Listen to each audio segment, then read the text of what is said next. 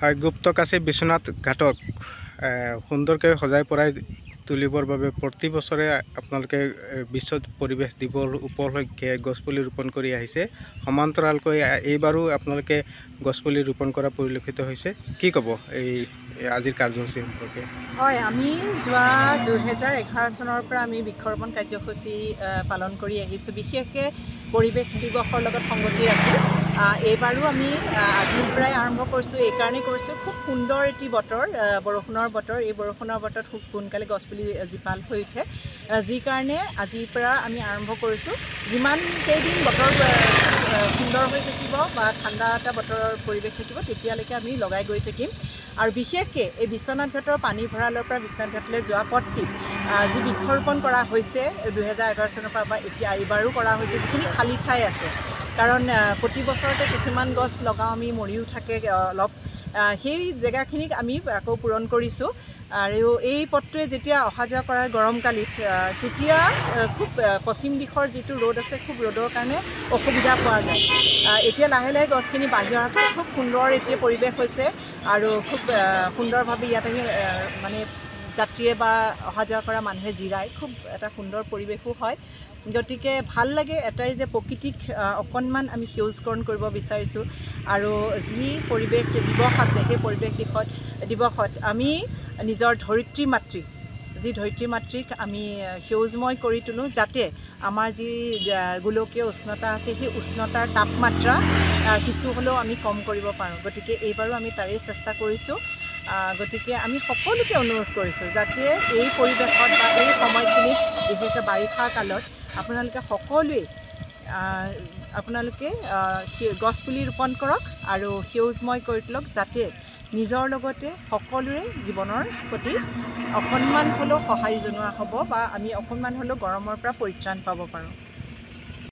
হয়, গুপ্তকাশী বিশ্বনাথ ঘাটত সুন্দৰকৈ সজাই পৰাই তুলিবৰ বাবে বিশ্ব পৰিৱেশ দিৱস উপলক্ষে প্ৰতি বছৰে আপুনি গছপুলি ৰোপণ কৰি আহিছে। এইবাৰো ব্যতিক্ৰম নহয়, কি ক'ব? পৰ্যাৱৰণ দিৱস গতিকে অহা 5 জুনত অনুষ্ঠিত হ'ব। তাৰ আগৰ পৰাই আমি বিশ্বনাথ জিলা আৰু বিভিন্ন স্থানত বৃক্ষৰোপণ কৰি আহি আছোঁ। বিশেষকৈ আমি গুৰুত্ব দিওঁ বিশ্বনাথ ঘাটলৈ যিটো সোমাই অহা পথটো, কাৰণ বিশ্বনাথ ঘাট পৰ্যটন নগৰী হিচাপে বিখ্যাত। গতিকে সোমাই অহা পথটোত যদি আমি দুই কাষে সুন্দৰ আমি গছপুলি লগাওঁ, কৃষ্ণচূড়াই হওক, এজাৰ হওক, এই সকলোবিলাক বৃক্ষ হ'লে ফুল ফুলিলে বৰ সুন্দৰ হ'ব। গতিকে তেনে ভাৱৰে, তেনে এক মানসিকতাৰে আমি প্ৰতি বছৰে বৃক্ষৰোপণ কৰিছোঁ। আৰু আমি যোৱা 5 বছৰ ধৰি লগাইছোঁ। আপুনি দেখিছে গছখিনি বহুতখিনি আগবাঢ়িছে। আৰু কিছুমান গৰু ছাগলীৰ কাৰণে মৰি যায় বা মাৰি পেলোৱা হয়, তথাপিও যিখিনি বাচিছে আমি প্ৰতি বছৰে সেই খালী ঠাইবিলাকত পুনৰ বৃক্ষৰোপণ কৰি যাওঁ। ইতিমধ্যে আমি এইবাৰ উমাটোপনি দিৱতো আমি বৃক্ষৰোপণৰ প্ৰতি বছৰে কৰোঁতে এইবাৰো কৰি আহিছোঁ। গতিকে আমি প্ৰায় এসপ্তাহ জোৰা এই কাৰ্যসূচী ৰাখোঁ বৃক্ষৰোপণৰ। এটাই সকলোকে মই ক'ব বিচাৰোঁ যে সকলোৱে এজোপাকে হ'লেও বৃক্ষ ৰোপণ কৰক। যিহেতু ভাৰতবৰ্ষত এতিয়াও 400 কোটিমান বৃক্ষৰ প্ৰয়োজন হৈ আছে বিজ্ঞান ভিত্তিত।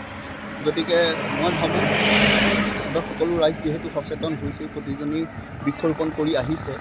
এইবাৰ আৰু এটা ভাল মাধ্যম আছে, সংবাদ দিছে যে প্ৰতিজন মানুহে প্ৰতিগৰাকী মাতৃৰ বাবে বৃক্ষৰোপণ কৰক।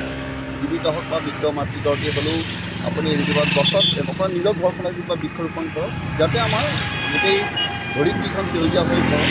আৰু যিহেতু এইটো বৰ্তমান সকলোৰে কাৰণে প্ৰয়োজনীয় হৈ পৰিছে, আপোনাৰ বায়ু শুদ্ধতাৰ কাৰণেই হওক, যি পৰিৱেশ দূষিত হৈছে, যি গ্ল'বেল আপোনাৰ যি আমাৰ টেম্পাৰেচাৰ প্ৰতিবাৰে বাঢ়ি গৈছে, এইবাৰ হয়তো 42-40 এভৱ হ'ব বুলি বতৰ বিজ্ঞানী মতে আশংকা প্ৰকাশ কৰিছে। গতিকে সকলোবিলাকৰ পৰা নিস্তাৰ পাবলৈ হ'লে আমি বৃক্ষৰোপণ কৰিবই লাগিব, কাৰণ বহু ক্ষেত্ৰত আমাৰ আগতে বৃক্ষ ধ্বংস হ'ল।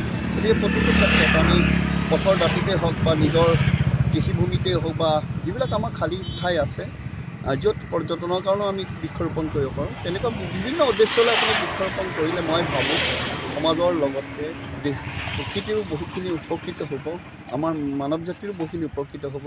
আৰু এই ধৰণৰ আদৰ্শ দেখুৱালে আমাৰ উঠি অহা প্ৰজন্মই সেই বৃক্ষৰোপণ কৰাৰ এটা মানসিকতা ৰাখিব।